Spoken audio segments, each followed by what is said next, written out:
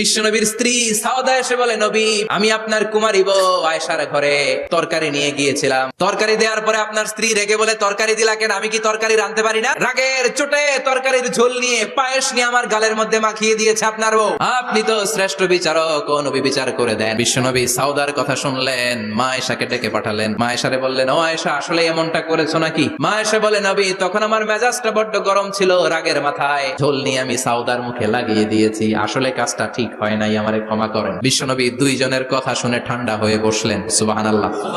দুইজনের কথা শুনে বিশ্বনবী বললেন, আমার আদালতের রায় হচ্ছে কিসাস।